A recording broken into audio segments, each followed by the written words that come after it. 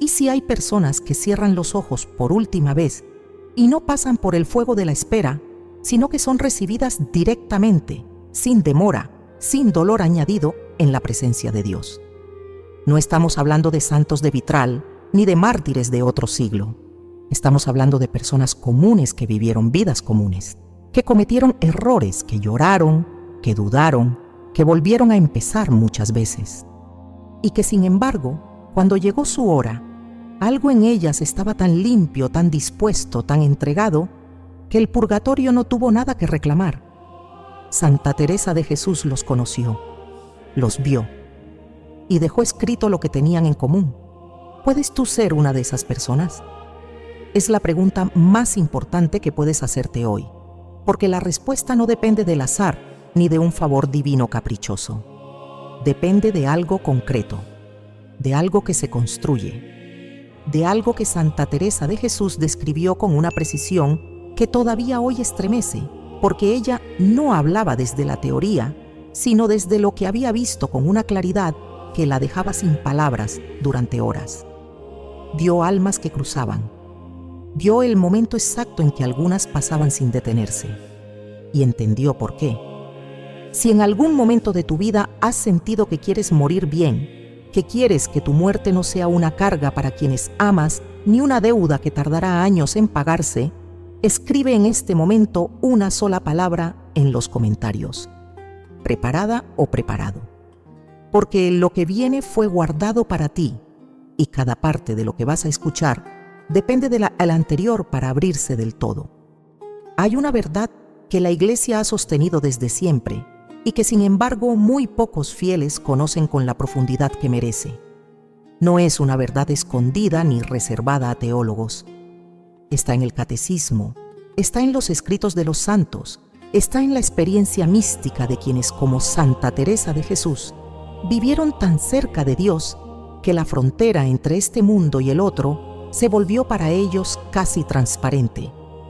Y esa verdad es esta: el purgatorio no es inevitable. No es el destino automático de toda alma que muere sin haber cometido pecado mortal. Es el destino de las almas que llegan a la muerte con una deuda pendiente, con imperfecciones no purgadas, con apegos que el amor perfecto de Dios no puede tolerar en su presencia sin antes purificarlos. Pero si esa deuda ha sido saldada en vida, si esa purificación ha ocurrido antes de la muerte, el alma no necesita detenerse, pasa. La Iglesia lo expresa con una precisión que vale la pena detenerse a escuchar. El Catecismo de la Iglesia Católica enseña que quienes mueren en la gracia y la amistad de Dios, pero imperfectamente purificados, sufren después de su muerte una purificación. Pero también enseña que quienes mueren en la gracia y la amistad de Dios y están perfectamente purificados, viven para siempre con Cristo, perfectamente purificados. Esas dos palabras lo contienen todo. No dice perfectamente sin pecado, dice perfectamente purificados. Hay una diferencia enorme entre las dos cosas, y Santa Teresa de Jesús la conocía mejor que nadie, porque ella misma había pasado por un proceso de purificación tan profundo, tan doloroso, tan total, que al final de su vida podía escribir sobre la unión con Dios desde un lugar que no era teoría, sino experiencia vivida en el cuerpo y en el alma. ¿Qué significa estar perfectamente purificado antes de morir? Significa que el amor ha hecho en vida lo que el purgatorio hace después de la muerte. Significa que el fuego del amor divino, que es el mismo fuego que purifica en el purgatorio, ha ardido tan completamente en el alma mientras todavía vivía en este mundo que no ha dejado nada sin consumir. Ningún apego desordenado, ninguna deuda de amor no pagada, ninguna resistencia al querer de Dios. El alma que llega a ese punto no necesita purificación posterior, porque la purificación ya ocurrió. Y esto, que podría sonar a algo reservado a los grandes místicos, a los fundadores de órdenes religiosas, a los mártires que derramaron su sangre, Santa Teresa de Jesús lo presentaba como una posibilidad real para cualquier alma que coopere con la gracia. Aquí es donde su enseñanza se vuelve urgente para ti, Para la persona que está escuchando esto ahora mismo, que no es carmelita, ni monja, ni teóloga, sino alguien que va a misa, que reza el rosario cuando puede, que se confiesa aunque a veces le cueste, que ama a Dios con una fe que a veces flaquea, pero que nunca del todo se apaga. Santa Teresa de Jesús escribió en el Camino de Perfección para sus hermanas carmelitas, pero lo que escribió tiene una aplicación que va mucho más allá de los muros de un convento. Escribió sobre el amor, sobre la oración, sobre el desapego, sobre el perdón, sobre la manera en que el alma puede ir adelgazando, en el mejor sentido de esa palabra, hasta volverse tan ligera, tan limpia, tan disponible para Dios, que cuando llegue la muerte no haya nada que retenerla. Pero hay algo que Santa Teresa de Jesús subrayaba con una insistencia que sus hermanas recordaban décadas después de su muerte, algo que cambia completamente la manera de entender quiénes son las personas que evitan el purgatorio, porque la imagen que solemos tener es la de alguien impecable, sin defectos visibles, con una vida de devoción sin grietas ni interrupciones. Y esa imagen es falsa. Las personas que Santa Teresa de Jesús vio cruzar sin detenerse no eran personas que nunca habían caído. Eran personas que habían aprendido a levantarse de una manera particular, que habían desarrollado, con la gracia de Dios y con su propio esfuerzo sostenido, ciertos rasgos del alma que la Iglesia y los santos reconocen como los que obran en vida la purificación que otros necesitarán después de la muerte. Son 7 tipos, no 7 categorías excluyentes donde solo caben los que cumplen absolutamente todos los requisitos.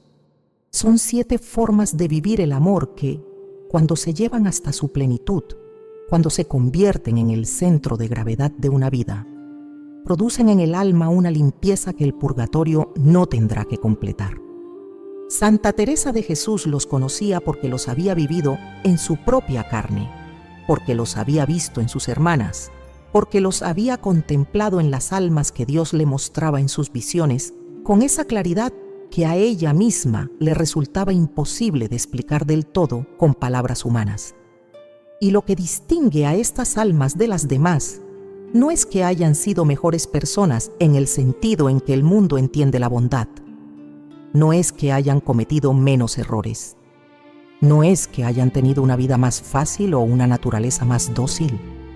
Es algo más sutil, más profundo, más difícil de describir, pero inmediatamente reconocible cuando se ve: una dirección, una orientación constante y libre del corazón hacia Dios que no se interrumpe aunque la vida se complique, aunque la oración se seque, aunque la oscuridad dure años.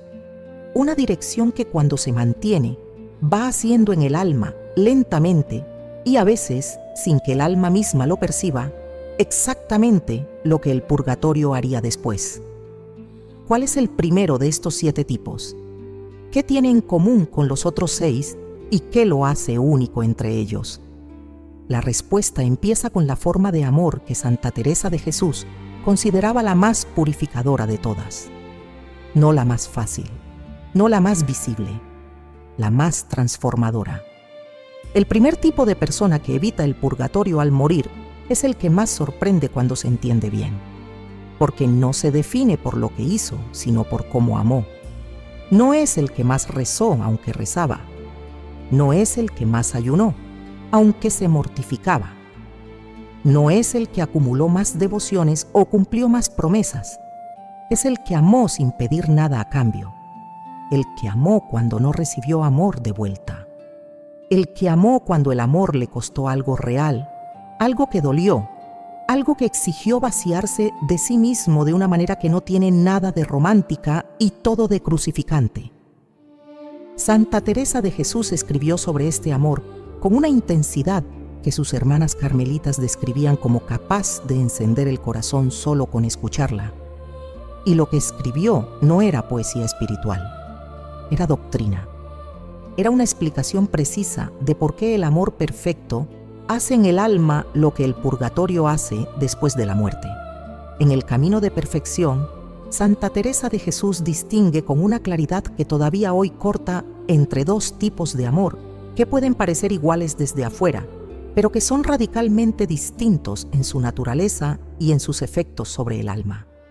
El primero es el amor que ella llama amor espiritual, mezclado con sensualidad, que no es amor carnal en el sentido ordinario, sino amor que busca su propia satisfacción, que ama porque recibe consuelo de ese amor, que se apega a las personas porque le dan algo que necesita, que sufre cuando no recibe lo que esperaba y que sin darse cuenta hace del amor un instrumento de su propio bienestar.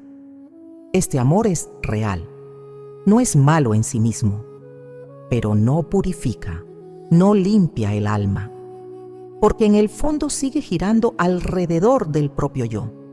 El segundo tipo es el amor que Santa Teresa de Jesús llama amor perfecto o amor puramente espiritual. Y aquí su descripción se vuelve tan precisa que vale la pena seguirla con atención. Este amor no busca nada para sí. No busca consuelo, ni correspondencia, ni gratitud, ni siquiera la satisfacción de sentirse buena persona por amar. Ama porque la otra persona existe y porque Dios la ama, y eso es suficiente razón. Ama cuando el otro falla. Ama cuando el otro no sabe que está siendo amado. Ama cuando amar implica decir una verdad difícil en lugar de una mentira cómoda. Ama cuando nadie lo ve. Ama cuando le cuesta todo. Santa Teresa de Jesús escribió que este amor, cuando es genuino, cuando no es una práctica espiritual, sino una realidad vivida desde adentro, tiene un poder purificador que supera a casi cualquier penitencia corporal. Porque toca exactamente lo que el alma necesita purificar: el amor propio desordenado, el yo que se pone a sí mismo en el centro y desde ahí distorsiona todo lo demás. ¿Por qué este amor purifica de manera tan radical? Santa Teresa de Jesús lo explica con una imagen que aparece en distintas formas a lo largo de sus escritos. El fuego. El purgatorio es fuego.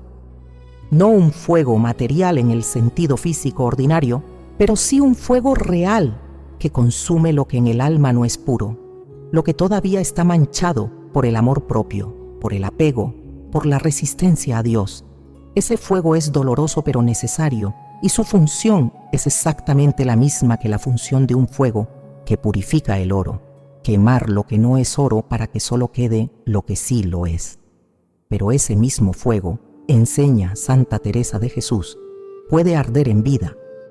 Puede encenderse en el alma que ama sin condiciones, porque ese amor exige exactamente lo mismo que el purgatorio: que el yo se queme, que el apego se consuma, que lo que queda sea solo Dios y el otro. El alma que ha amado así durante años, que ha elegido ese amor difícil y real una y otra vez, aunque no lo sintiera, aunque no recibiera nada a cambio, aunque el mundo no lo reconociera ni premiara, llega a la muerte habiendo pagado una deuda que muchos pagan después. No porque haya sido perfecta, sino porque el amor la fue vaciando de sí misma de una manera tan sostenida, tan real, tan costosa, que cuando llega la hora de rendir cuentas, las cuentas están saldadas por el amor mismo. Santa Teresa de Jesús vio esto, lo vio en almas concretas, lo vio en mujeres que habían amado a maridos difíciles sin amargarse, en madres que habían dado todo sin guardarse nada, en personas que habían perdonado ofensas que nadie les habría reprochado no perdonar. Y lo que percibía en esas almas era una ligereza, una transparencia, que hacía que la muerte para ellas fuera no una frontera, sino una apertura. Hay una pregunta que este primer tipo planta en el corazón y que no se puede responder deprisa. ¿Cómo estoy amando yo? No en general, en concreto. A las personas concretas que Dios ha puesto en mi vida, a las que me resultan fáciles de amar y a las que no, a las que me devuelven el amor y a las que no devuelven nada. Estoy amando de una manera que me vacía de mí misma, que consume el amor propio, que purifica. O estoy amando de una manera que me hace sentir bien, pero que en el fondo sigue girando alrededor de lo que yo necesito y espero y deseo recibir. Santa Teresa de Jesús no hacía esa pregunta para producir culpa. La hacía para producir libertad. porque el alma que ve con honestidad cómo ama todavía tiene tiempo de aprender a amar de otra manera. Y ese aprendizaje, aunque duela, es el camino más directo que existe hacia una muerte sin deuda. Pero el amor sin condiciones no es el único rasgo que Santa Teresa de Jesús identificó en las almas que cruzan sin detenerse. Hay un segundo tipo que comparte con el primero algo esencial, pero que lo expresa de una manera completamente diferente, a través de una experiencia que nadie elige, pero que cuando se vive de cierta manera, se convierte en el instrumento de purificación más poderoso que existe. El sufrimiento es la experiencia que más divide a las personas, no porque algunos sufran y otros no, sino porque ante el mismo dolor dos almas pueden tomar caminos completamente opuestos. Una se cierra, se endurece, acumula una amargura que con los años se vuelve parte de su carácter, algo que ya ni ella misma distingue de su personalidad. La otra se abre, no porque el dolor sea menor, no porque tenga una naturaleza más fuerte o una sensibilidad más embotada, sino porque en algún momento, consciente o inconscientemente, elige hacer con ese dolor algo que transforma su naturaleza. Santa Teresa de Jesús conocía a este segundo tipo de alma con una intimidad que venía de haberlo vivido en su propio cuerpo. Pasó décadas enferma. Pasó años en una oscuridad espiritual que describía como más difícil de soportar que el dolor físico. Y lo que aprendió en esa oscuridad y en ese dolor es lo que la convirtió en una de las maestras más precisas que la Iglesia ha tenido sobre el misterio de la purificación. En el libro de la vida, Santa Teresa de Jesús escribió sobre su propia enfermedad con una franqueza que resulta sorprendente para quien espera encontrar en los escritos de una santa solo experiencias luminosas y consuelos divinos.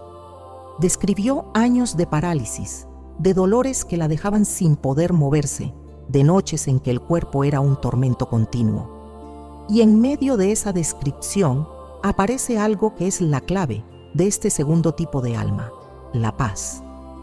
No la ausencia de dolor, no la resignación pasiva de quien no tiene más opción, sino una paz real, activa, elegida, que coexiste con el sufrimiento sin negarlo y sin ser destruida por él. Santa Teresa de Jesús distinguía con precisión entre soportar el dolor y ofrecerlo. Soportar es aguantar. Ofrecer es transformar. El alma que soporta el dolor lo padece, pero no lo convierte en nada. El alma que lo ofrece lo entrega a Dios como una oración que el cuerpo hace cuando la boca ya no puede, como una moneda que paga una deuda que de otra manera habría que pagar después. ¿Qué ocurre en el alma que sufre con paz? Santa Teresa de Jesús lo explicaba con una lógica que no es sentimental, sino teológica. El purgatorio purifica porque el alma padece allí la separación de Dios y la visión de sus propias imperfecciones con una claridad que en vida no tiene. Ese sufrimiento la limpia porque la enfrenta con la verdad de lo que es y le da el amor necesario para aceptar esa verdad sin huir de ella. El alma que en vida aprende a sufrir con esa misma disposición, que en el dolor no huye hacia la amargura ni hacia el resentimiento, sino que permanece abierta a Dios, está haciendo exactamente lo mismo que el purgatorio haría después. Está siendo purificada por el sufrimiento en tiempo real. Está pagando en vida una deuda que otros pagarán después de la muerte. Y cuando ha sufrido suficiente, cuando el sufrimiento ha consumido lo que tenía que consumir, el alma llega a la muerte sin esa deuda pendiente. Esto no significa que todo sufrimiento purifica automáticamente. Santa Teresa de Jesús era muy clara en esto.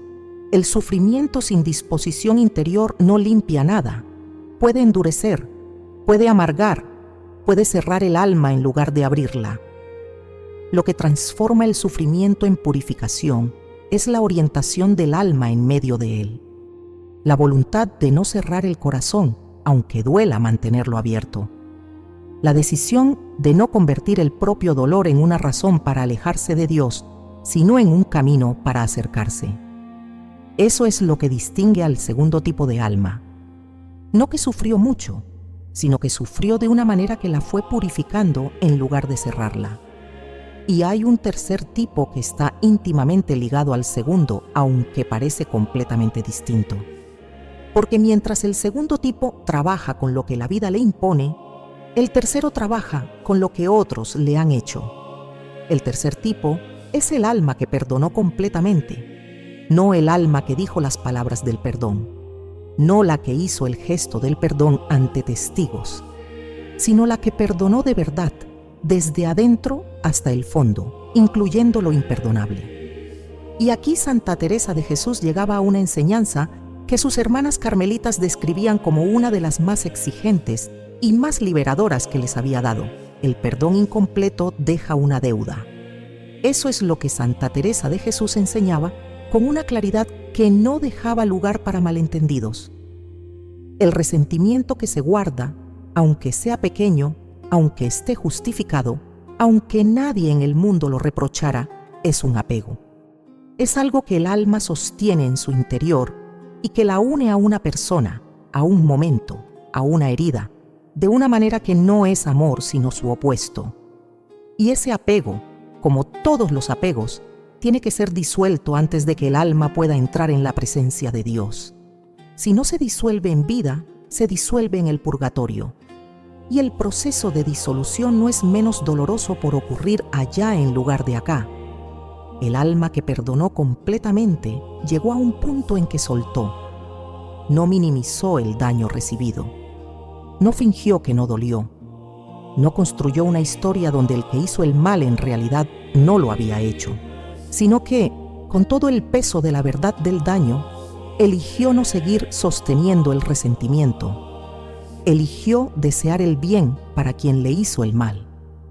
Eligió orar por esa persona, aunque rezar por ella le costara un esfuerzo que nadie vería ni reconocería. Santa Teresa de Jesús escribió en El Camino de Perfección sobre la libertad que produce el perdón verdadero, con una efusión que delataba que hablaba desde la experiencia propia. Que el alma que perdona de verdad queda libre de una atadura que no siempre sabía que llevaba, que queda más ligera, que queda más disponible para Dios. Y esa ligereza, esa disponibilidad, es exactamente lo que le permite a esa alma cruzar sin detenerse. Porque el purgatorio no retiene almas por sus pecados perdonados, sino por sus deudas no saldadas. Y el perdón que el alma da a otros es uno de los instrumentos más directos que existen para saldar esa deuda antes de la hora final. Los dos tipos que acabamos de ver, el que sufrió con paz y el que perdonó completamente, tienen algo en común que todavía no hemos nombrado del todo. Algo que los une con los otros 5 tipos, y que es, en el fondo, el hilo que atraviesa todas las formas de vida que evitan el purgatorio. Pero antes de nombrarlo, hay un cuarto tipo que la Iglesia ha señalado siempre con una urgencia especial. Un tipo que tiene que ver con un sacramento que muchos fieles reciben sin comprender del todo la profundidad de lo que está ocurriendo en su alma cuando lo reciben. Hay personas que se confiesan toda la vida y sin embargo llegan al purgatorio. Y hay personas que se confiesan con una frecuencia que no es espectacular, que no produce admiración en nadie y que sin embargo llegan a la muerte sin deuda. La diferencia no está en el número de confesiones, está en lo que ocurre dentro del alma en el momento en que se arrodilla ante el confesor. Santa Teresa de Jesús lo entendía con una profundidad que venía de haber luchado ella misma con la confesión durante años, de haber atravesado períodos en que se acercaba al sacramento con un conocimiento superficial de sus propios pecados que más tarde, cuando su vida interior se hizo más profunda, le parecía casi increíble. Y lo que descubrió al otro lado de esa superficialidad, cuando aprendió a confesarse con toda el alma, fue algo que cambió no solo su relación con el sacramento, sino su comprensión entera de lo que Dios hace con el alma que se abre a Él sin reservas. La contrición perfecta es la clave de este cuarto tipo. Y aquí hay que detenerse porque la palabra perfecta puede engañar. No significa una contrición sin grietas ni imperfecciones en su expresión exterior. significa una contrición que nace de la fuente correcta. La Iglesia distingue entre dos tipos de arrepentimiento. El primero es la atrición, que es el arrepentimiento nacido del miedo al castigo, de la vergüenza, de la conciencia de haber fallado a una norma. Este arrepentimiento es válido. La Iglesia lo reconoce y, unido al sacramento de la confesión, basta para recibir el perdón. Pero no es el más profundo ni el más purificador. El segundo tipo es la contrición perfecta, y Santa Teresa de Jesús dedicó parte importante de su enseñanza espiritual a explicar por qué esta distinción importa tanto para el destino eterno del alma. La contrición perfecta nace del amor, no del miedo, no de la vergüenza, no del cálculo de consecuencias. Nace del dolor de haber ofendido a alguien a quien se ama, de haber lastimado una relación que es la más importante de la propia vida, de haberse alejado, aunque sea por un momento, de quien es el centro de todo. Santa Teresa de Jesús escribió sobre este dolor con una intensidad que sus lectores han descrito durante siglos como casi insoportable en el buen sentido de esa palabra, como el dolor de quien ve con claridad lo que ha hecho, y desde esa claridad ama más, no menos. Un dolor que no aplasta sino que eleva, un dolor que no separa de Dios sino que acerca. Porque el alma que lo siente no está lamentando solo las consecuencias de su pecado, sino el pecado mismo, no porque sea una mancha en su historial espiritual, sino porque fue una traición a un amor. Cuando ese tipo de arrepentimiento entra en el sacramento de la confesión, ocurre algo que Santa Teresa de Jesús describía con un asombro que nunca se gastó en ella, aunque lo experimentara muchas veces. El sacramento no solo perdona el pecado, hace algo más que perdonar, borra la deuda completa. No solo la culpa, sino la pena temporal que la culpa había generado. El alma que se confiesa con contrición perfecta, con ese amor arrepentido que emana de lo más hondo del corazón, sale del confesionario con una limpieza que no es solo jurídica, sino real. No solo en los libros del cielo, sino en la sustancia misma del alma. Sale como si hubiera pasado ya por lo que el purgatorio habría tenido que hacerle. Sale más ligera, más transparente, más disponible para Dios, de la misma manera que sale de una purificación real, porque eso es exactamente lo que ha ocurrido. En sus propias palabras, Santa Teresa de Jesús escribió en el libro de la vida que después de una confesión hecha con auténtico dolor de amor, sentía en su alma una claridad que no dependía de ningún estado emocional particular, sino que era independiente de todo lo exterior, como si algo se hubiera limpiado que llevaba tiempo sucio sin que ella lo supiera del todo. Y añadía que esa claridad no duraba necesariamente en la experiencia sensible, pero que había dejado una huella en el alma que la oración podía después reconocer y desde la que podía operar con una libertad que antes no tenía. Este cuarto tipo de alma no es necesariamente el que se confiesa con más frecuencia. Puede que se confiese una vez al mes o una vez cada 3 meses. Pero cada vez que lo hace desde ese lugar profundo del amor arrepentido que transforma el sacramento en purificación real. Cada vez que sale del confesionario, sale habiendo pagado una deuda que de otra manera habría acumulado para después. Y al cabo de años de vivir así, al cabo de una vida entera en que el sacramento no fue una rutina sino un encuentro real con la misericordia de Dios, el alma llega a la muerte habiendo pasado ya, en pequeñas dosis distribuidas a lo largo de toda su vida, por la purificación que el purgatorio habría tenido que hacer de una vez.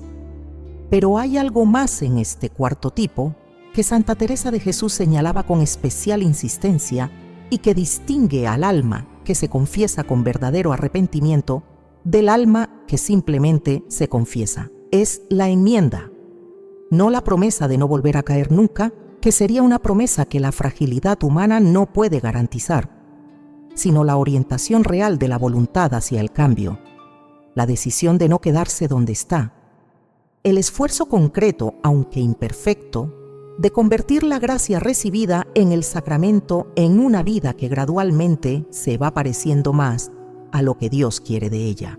Santa Teresa de Jesús enseñaba que el sacramento sin enmienda se convierte con el tiempo en algo mecánico, que no transforma al alma, sino que la confirma en su tibieza, y que el alma tibia, aunque se confiese regularmente, llega a la muerte con una deuda de amor no pagada que el purgatorio tendrá que completar. La pregunta que este cuarto tipo deja plantada en el corazón es una que merece responderse en silencio, sin prisa, en el momento más honesto del día. ¿Cuándo fue la última vez que me confesé desde adentro? ¿Desde el dolor de haber ofendido a alguien a quien amo? ¿O desde la lista de faltas que repaso porque es lo que se hace? Santa Teresa de Jesús no hace esa pregunta para juzgar. La hace porque sabe que la respuesta puede cambiarlo todo.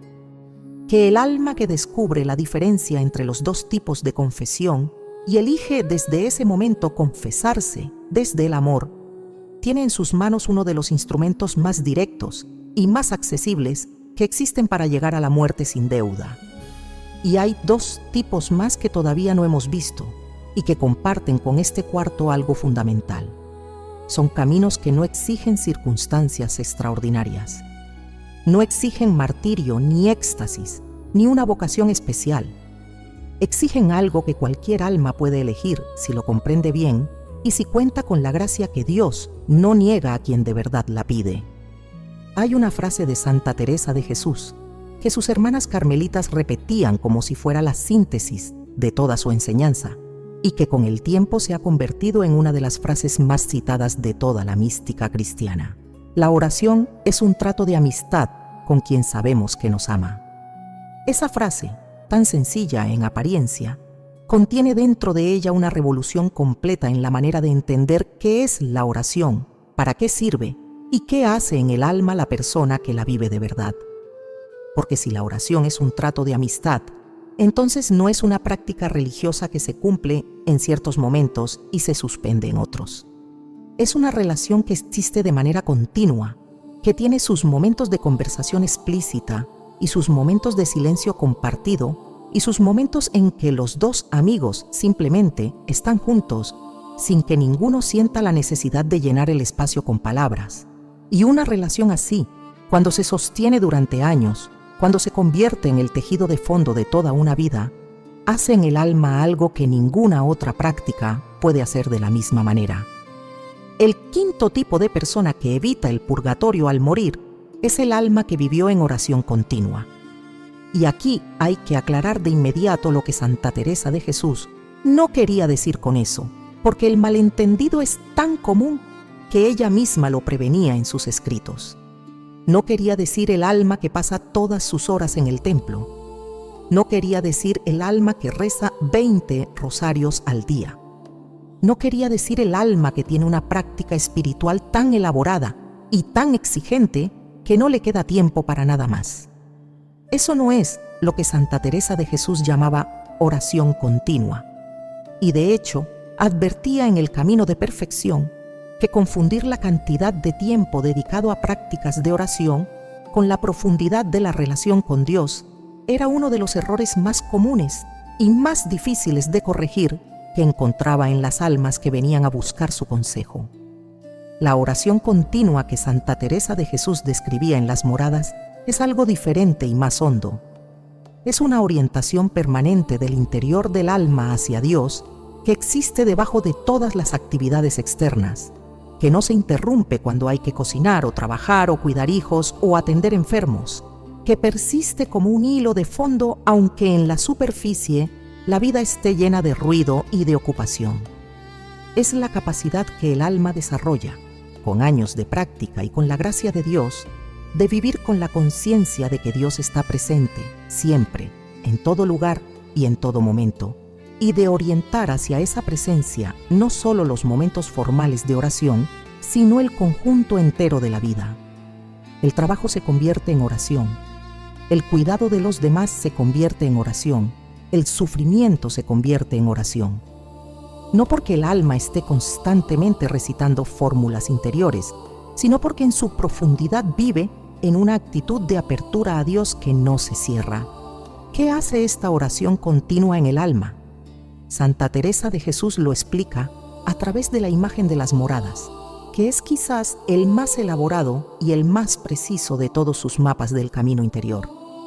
Las moradas son los distintos grados de profundidad en la relación del alma con Dios, y el movimiento de las moradas exteriores hacia las interiores es exactamente el movimiento de una vida de oración sostenida. No es un movimiento de un día para otro, es un movimiento lento, a veces imperceptible, que ocurre a lo largo de años y que va transformando el alma desde adentro hacia afuera. Las moradas exteriores son el alma que todavía vive principalmente en la superficie de sí misma, que reza, pero que no ha aprendido a recogerse en su interior, que tiene fe, pero que esa fe todavía no ha penetrado hasta el centro de la propia vida. Las moradas interiores son el alma que ha aprendido a vivir en su propio centro, que es el lugar donde Dios habita, y que desde ese centro opera en el mundo con una libertad y una paz que las circunstancias externas no pueden interrumpir. El alma que hace ese recorrido a lo largo de su vida, el alma que sostiene una práctica de oración real aunque imperfecta, que vuelve a la oración cuando la abandona, que no se rinde aunque pasen meses de sequía, en que la oración parezca vacía y Dios parezca ausente, ese alma va siendo transformada por la oración de una manera que ella misma con frecuencia no percibe desde adentro. Va siendo purificada, va siendo limpiada de los apegos que la retienen, de los miedos que la paralizan, de los amores desordenados que la distraen de lo esencial.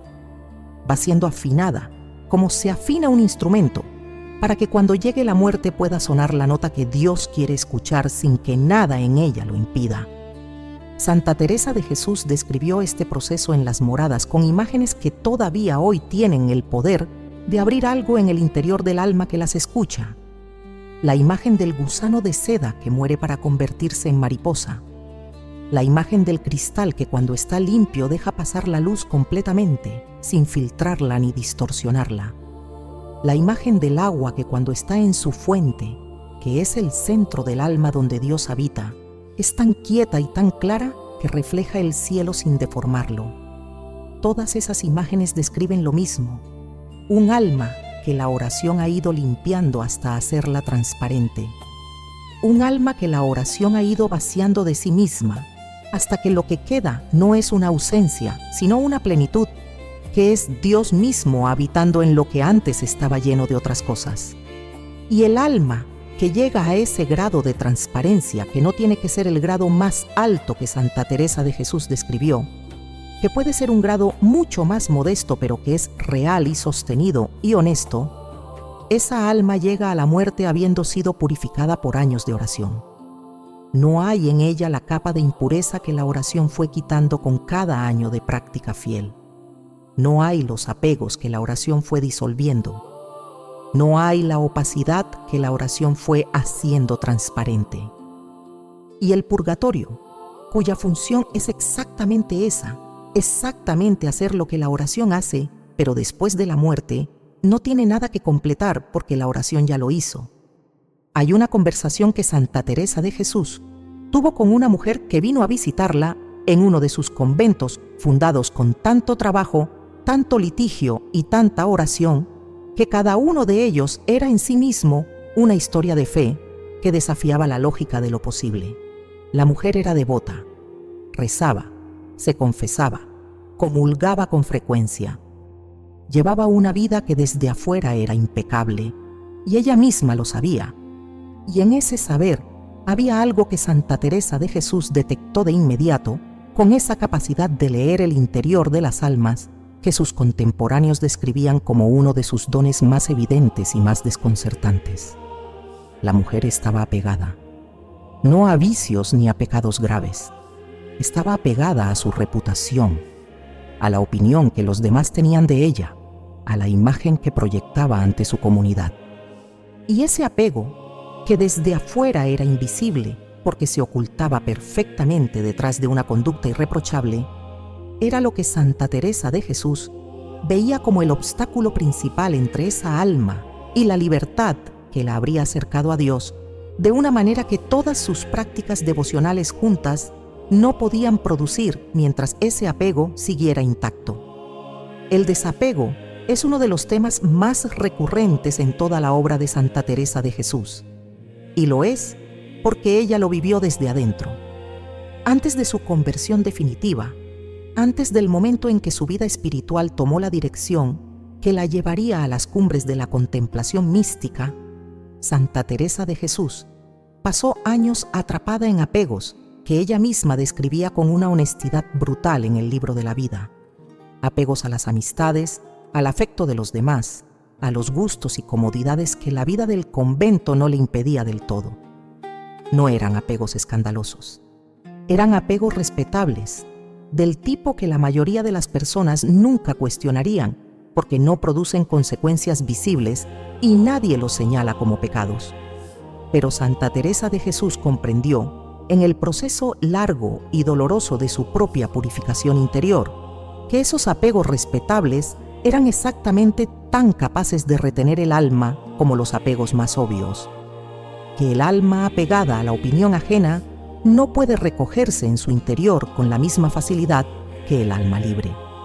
Que el alma apegada a la comodidad no puede amar a Dios sobre todas las cosas de manera completamente honesta, porque hay cosas que no está dispuesta a soltar por Él. El sexto tipo de persona que evita el purgatorio al morir es el alma que se desprendió de todo.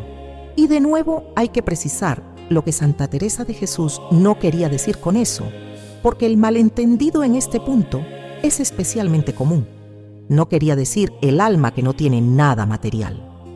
No quería decir que la pobreza externa es condición para la libertad interior.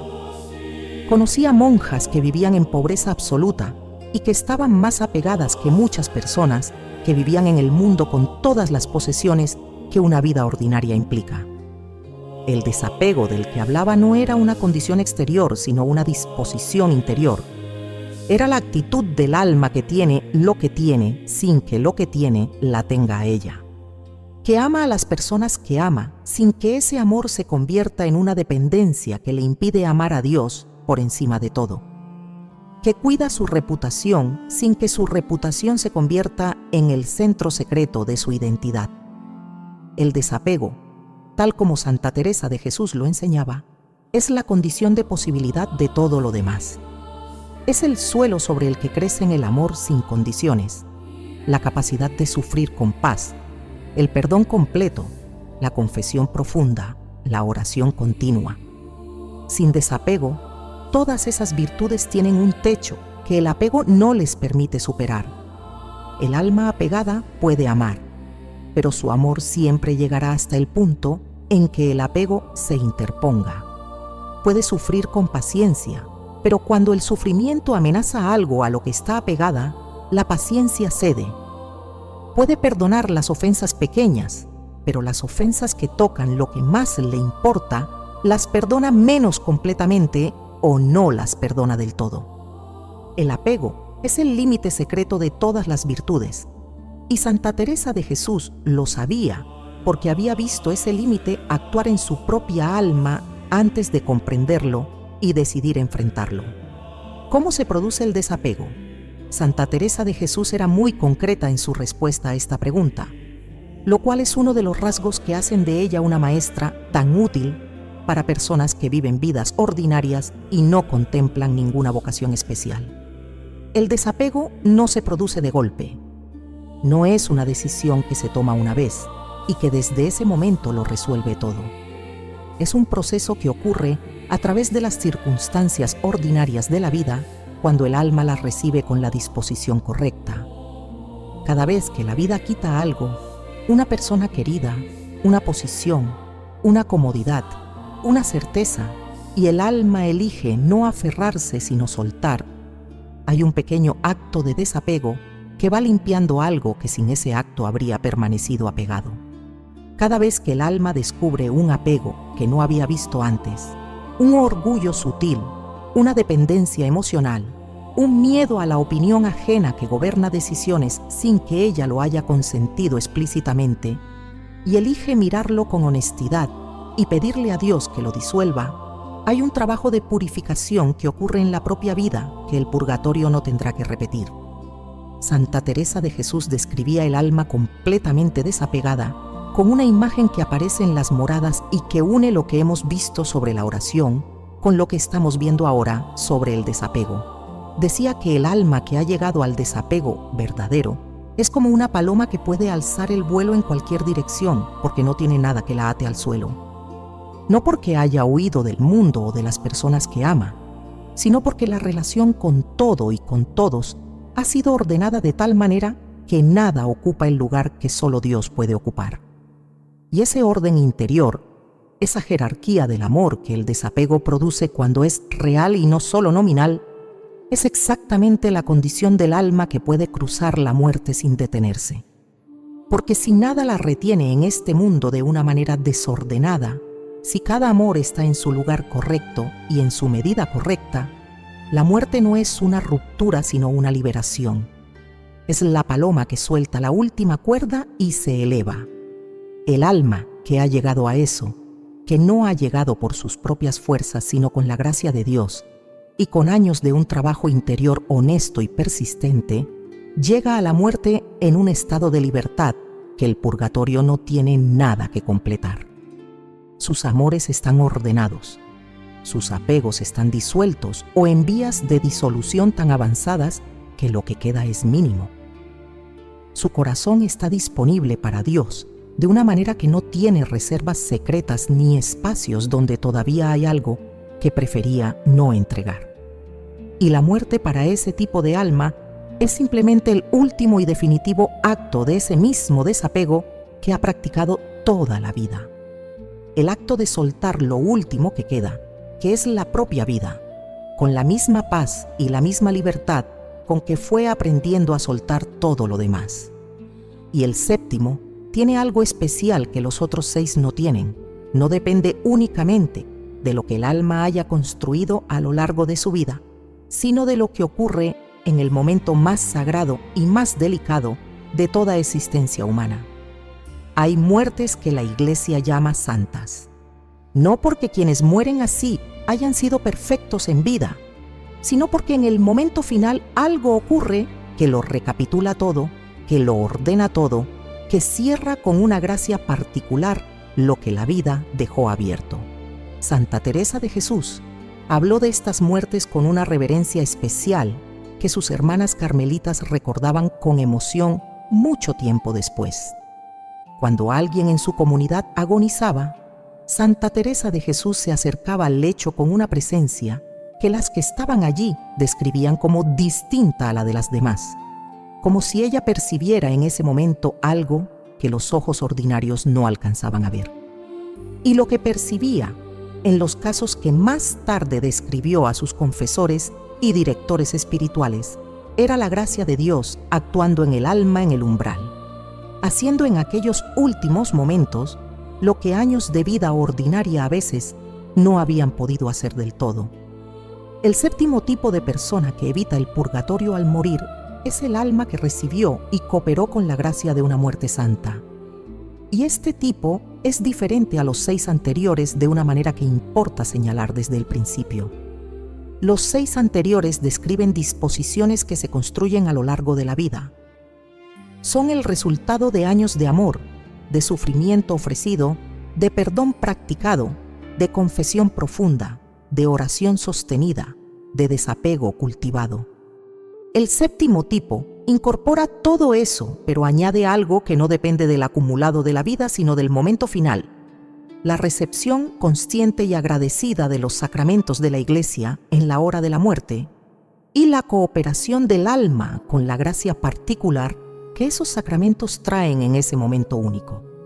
La Iglesia ha llamado siempre a estos sacramentos los últimos sacramentos o los sacramentos de los enfermos, y en su práctica más completa incluyen la confesión, la unción de los enfermos y el viático, que es la comunión recibida como provisión para el camino hacia la eternidad.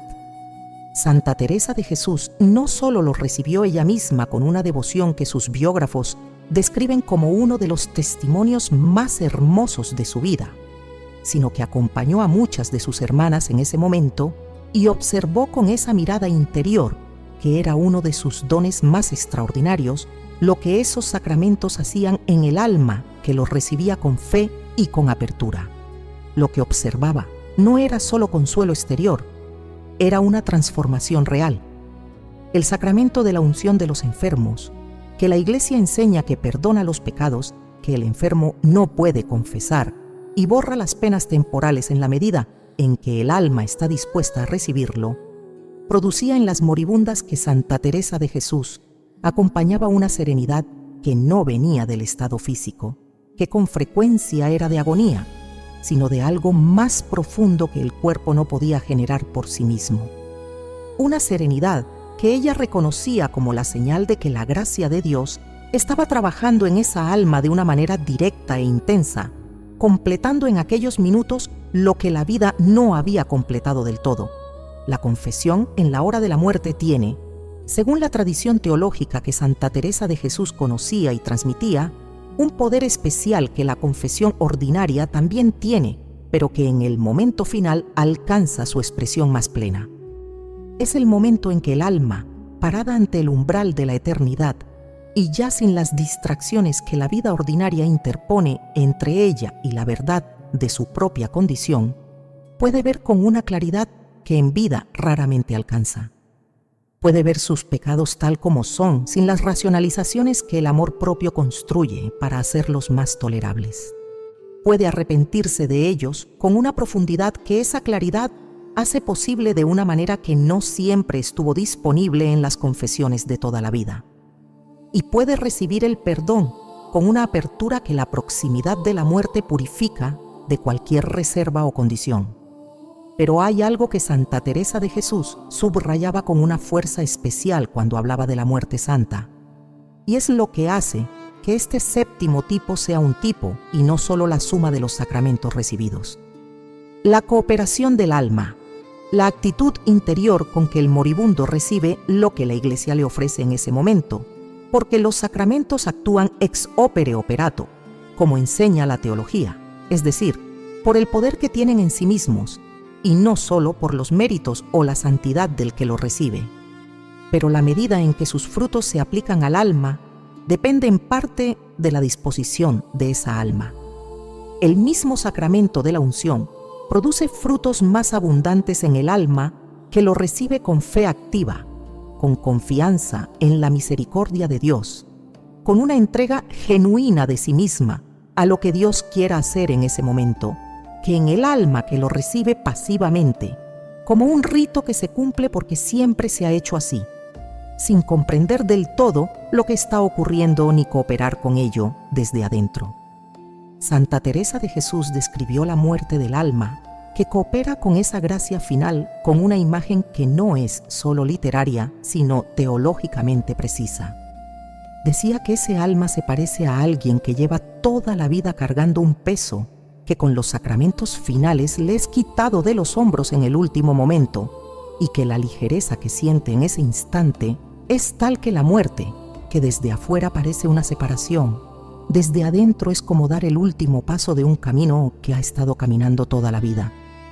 No un salto al vacío, sino la llegada al destino que siempre había sido el suyo, y al que todos los pasos anteriores, los buenos y los difíciles, y los que dieron un tropiezo y los que tuvieron que empezar de nuevo, estaban orientados desde el principio. El alma que muere así, que recibió los sacramentos con fe y cooperó con la gracia que traían, llega al umbral con una limpieza que la Iglesia reconoce como capaz de librarla del purgatorio. No porque los sacramentos sean una fórmula mágica que borra automáticamente todo lo que la vida dejó pendiente, sino porque en el alma dispuesta y abierta, esos sacramentos hacen lo que el amor de Dios siempre quiso hacer, y que el alma, finalmente, en ese momento último, le permite hacer sin reservas. Y cuando Dios puede hacer eso sin reservas, lo que hace es completo. Lo que hace es suficiente. Lo que hace es eterno. Pero hay una pregunta que los 7 dejan abierta y que todavía no ha sido respondida del todo. Una pregunta que Santa Teresa de Jesús respondió en sus escritos de una manera que cambia completamente la manera de entender no solo estos 7 tipos, sino la propia vida del que está escuchando esto ahora mismo. 7 formas de vivir que producen en el alma, al cabo de una vida, la limpieza que el purgatorio no tendrá que completar. Y si los has escuchado con atención, si has dejado que cada uno de ellos te diga algo en el interior donde las verdades importantes dejan su marca, habrás notado algo que ninguno de los 7 nombró directamente, pero que todos ellos contienen. Un hilo que pasa por el amor sin condiciones, y por el sufrimiento ofrecido, y por el perdón completo, y por la confesión profunda, y por la oración continua, y por el desapego total, y por la muerte santa. Un hilo que cuando se ve ya no se puede ignorar porque es el que da sentido a todos los demás. Santa Teresa de Jesús lo nombró. Lo nombró con una precisión que solo es posible cuando quien escribe no está construyendo un argumento, sino describiendo algo que ha visto y vivido desde adentro. Y lo que dijo es esto: lo que estas almas tienen en común no es que nunca cayeron, es que nunca dejaron de orientarse hacia Dios. Esa distinción lo cambia todo, porque la imagen que solemos tener de quien evita el purgatorio es la imagen de alguien que nunca falló, que nunca pecó gravemente, que nunca tuvo una época oscura, una crisis de fe, un periodo de tibieza, un momento en que se alejó. Y esa imagen, aparte de ser desalentadora para quien sabe que su historia no es esa, es también teológicamente inexacta. Santa Teresa de Jesús no describía a los que evitan el purgatorio como personas sin historia de caídas. Los describía como personas con una dirección que las caídas no pudieron cambiar definitivamente. Personas que cayeron y se levantaron, que se alejaron y volvieron, que dudaron y persistieron, que fallaron y pidieron perdón desde ese amor arrepentido que es el 4º tipo. La dirección no es la ausencia de error, es la orientación del corazón que permanece constante, aunque la conducta sea imperfecta. En las moradas, Santa Teresa de Jesús utiliza la imagen del castillo interior para describir el alma. Y en esa imagen hay algo que se vuelve especialmente iluminador cuando se lee a la luz de lo que hemos visto hoy. El castillo tiene muchas habitaciones, muchos grados de profundidad, y el movimiento que Santa Teresa de Jesús describe no es el de alguien que nunca salió del castillo, sino el de alguien que aprende a lo largo de su vida a ir hacia adentro en lugar de quedarse en las habitaciones exteriores.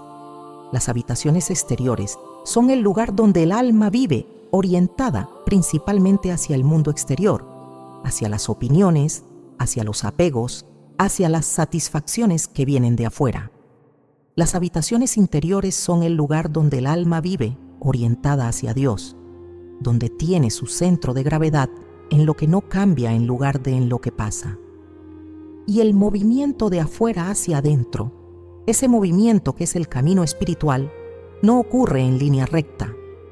Ocurre con avances y retrocesos, con periodos de claridad y periodos de oscuridad, con momentos de gracia que abren puertas que el alma no creía poder abrir, y momentos de sequía que hacen que esas mismas puertas parezcan cerradas de nuevo. Lo que distingue al alma que evita el purgatorio no es que hizo ese recorrido sin errores, es que no se quedó en los retrocesos, que cuando cayó, se levantó con más humildad y más hambre de Dios que antes de la caída, que cuando se alejó volvió, que cuando la oscuridad duró años, no construyó su vida en la oscuridad, sino que siguió orientándose, aunque fuera a tientas, hacia la luz que no podía ver, pero que sabía que existía.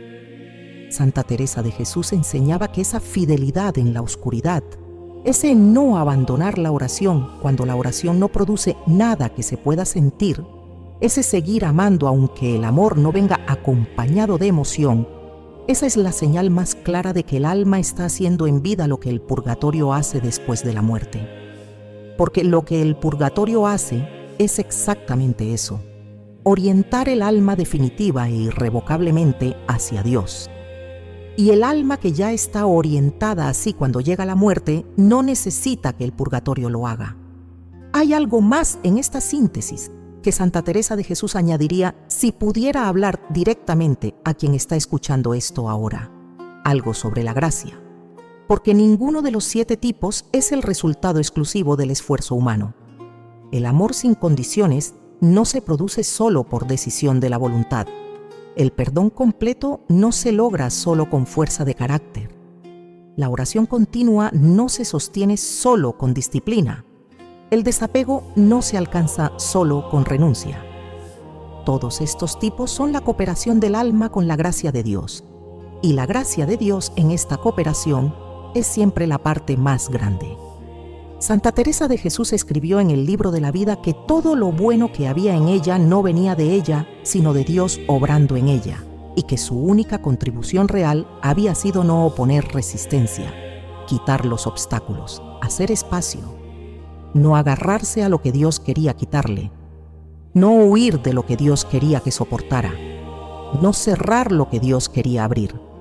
Eso es lo que tienen en común los 7 tipos. No una santidad producida desde adentro por el esfuerzo heroico de una voluntad excepcional, sino una disponibilidad para Dios que el alma elige y sostiene, imperfectamente pero realmente, a lo largo del tiempo.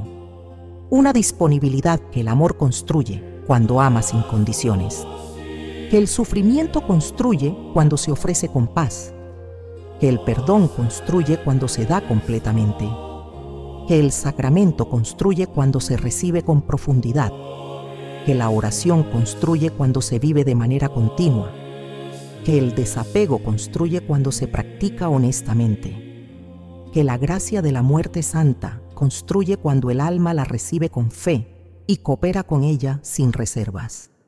Todas estas son formas de la misma disponibilidad. Todas estas son expresiones del mismo sí que el alma le dice a Dios con su vida.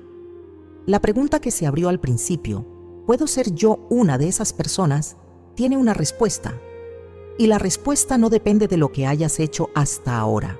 Depende de lo que hagas desde ahora. Porque la disponibilidad para Dios no es el resultado de una vida perfecta pasada. Es una orientación del presente que puede empezar exactamente donde estás, exactamente con lo que eres, exactamente con la historia que tienes, incluyendo sus caídas y sus alejamientos y sus periodos de oscuridad y sus amores todavía imperfectos y sus apegos que todavía no has podido soltar del todo. Santa Teresa de Jesús no esperó a ser perfecta para empezar a caminar hacia adentro. Empezó siendo muy imperfecta, con una historia que ella misma describía como llena de errores y mediocridades, y fue el camino mismo el que la fue transformando, el camino y la gracia. Y los dos están disponibles para ti, ahora, hoy, exactamente donde estás. Eso es lo que estas 7 almas tienen en común. Y eso es lo que tú puedes empezar a tener en común con ellas desde este momento. Hoy recibiste algo concreto. 7 tipos de almas que evitan el purgatorio al morir. No 7 categorías inalcanzables reservadas a místicos y mártires, sino 7 formas de vivir el amor que cualquier alma puede elegir con la gracia de Dios. El amor sin condiciones que purifica mientras ama.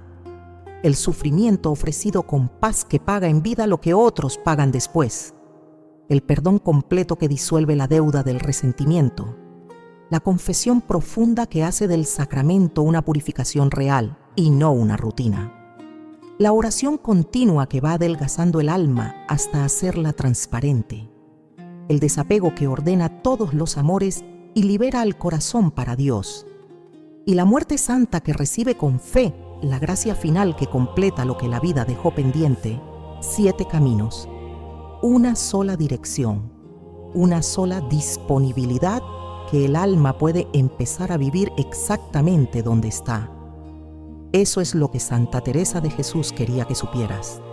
No para producirte miedo al purgatorio, sino para darte algo mejor que el miedo, una dirección, un camino con nombre y con pasos concretos, una esperanza que no es vaga sino fundamentada en la experiencia de una mujer que caminó ese camino antes que tú y que dejó escrito todo lo que vio para que tú no tuvieras que encontrarlo sola. Guarda eso, llévalo contigo. Deja que trabaje en tu interior con la paciencia que las verdades importantes necesitan para echar raíz. Hay algo que Santa Teresa de Jesús sabía sobre el alma humana que tú también sabes si lo piensas con honestidad. El camino espiritual no se recorre de una vez. Se recorre un día, y luego otro, y luego otro. Se recorre con todo lo que somos, con nuestras luces y nuestras sombras, con nuestros avances y nuestros retrocesos. Y en ese recorrido, una de las gracias más grandes que Dios nos da no es la perfección instantánea, sino la compañía. La compañía de quienes ya han caminado antes y han dejado señales en el camino para quienes vienen después. Santa Teresa de Jesús es esa compañía, y hay mucho más de lo que ella dejó escrito esperándote.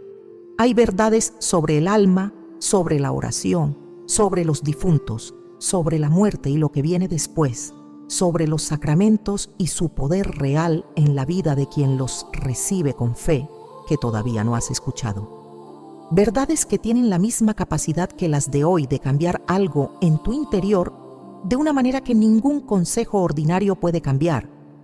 Verdades que la Iglesia ha conservado y que los santos han vivido y que están disponibles para ti, ahora, en este mismo espacio donde hoy encontraste lo que encontraste.